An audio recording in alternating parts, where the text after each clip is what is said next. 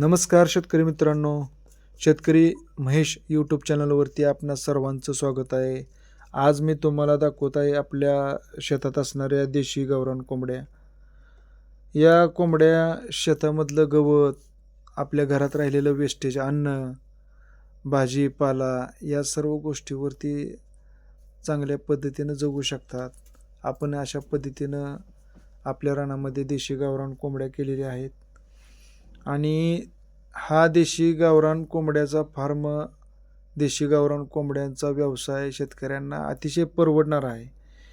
कारण देशी गावरान कोंबड्यांचं अंडी विक्री होती. अंडी साधारण ₹10 ₹15 अंडं जातं. आणि देशी गावरान कोंबड्या विकायच्या म्हणलं तर त्याचे पण चांगले पैसे होतात. कोंबडा साधारण ₹500, ₹600, ₹700 कोंबड्याची विक्री होती. कोंबडी ₹350, ₹400 कोंबडी जाते. त्यामुळं देशी गावरान कोंबड्या कोंबडी पालन हा व्यवसाय शेतकऱ्यांना परवडतो. आणि खाद्याचा खर्च याला जास्त लागत नाही.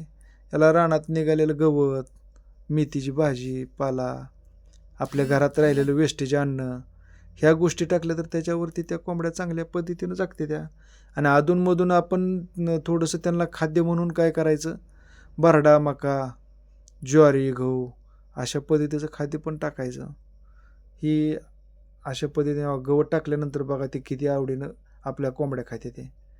आणि ही आपल्या देशी गावरान कोंबड्यामध्ये थंडीच्या थोड्याशा अंडे कमी देत होत्या. आता थंडी कमी झाल्यामुळं परत चांगल्या पद्धतीनं अंडी द्यायला लागल्या. साधारण 30 कोंबड्या त्या रोजच्या साधारण 10 ते 15 अंडे आपल्याला सापडते ती.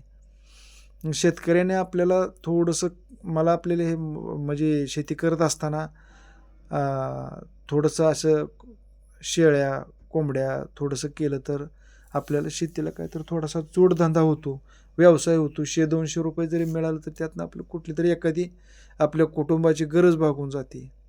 म्हणून अशा पद्धतीनं आपण आपल्या शेतामध्ये ही देशी कोंबड्या आहेत त्या तुम्हाला दाखवावं म्हणलं. आणि आपण त्यांना पहिलं सुरुवातीला पाणी थोडंसं खाली ठेवत होतो, पण देशी कोंबड्या माती उकरते त्या जास्त.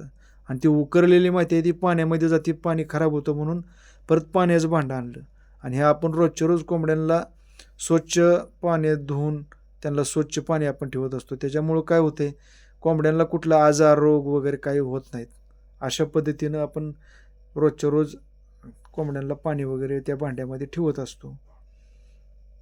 खाद्याचं पण भांडं आहे. खाद्य पण आपण त्यांना बरडा, ज्वारी, मका हे सगळं एकत्र भरडून आणलेलं आहे. ते आपण त्या खाद्याच्या भांड्यात टाकतो. त्यामुळे ते पण त्यांना व्यवस्थित खाता येतं. खाद्य वेस्ट जात नाही. असं पत्र्याचं शेड मारलेलं आहे, त्याला कड्यानं जाळी मारलेली आहे. मुंगूस, उंदीर, साप वगैरे आत काही शिरू नये म्हणून अशा पद्धतीनं व्यवस्थित बाहेरच्या बाजूनं जाळी मारलेली आहे. आणि हे आता आपण नवीन कोंबड्याची पिल्लं आणलेली आहे. ती देशी आहेत, परंतु इन्क्युबेटरवर काढलेली आहे ती. ही ₹45 एक पिल्लू आणलं आहे आपण. आणि त्यांना ऊब मिळावी म्हणून आपण काय केलं आहे, झाप शेणाने लिपून घेतला, त्याच्यामध्ये बल लावला आणि अशा पद्धतीचं त्यांना थंडीचं ऊब मिळावी म्हणून आपण देशी जुगाड केलेला आहे. आपल्या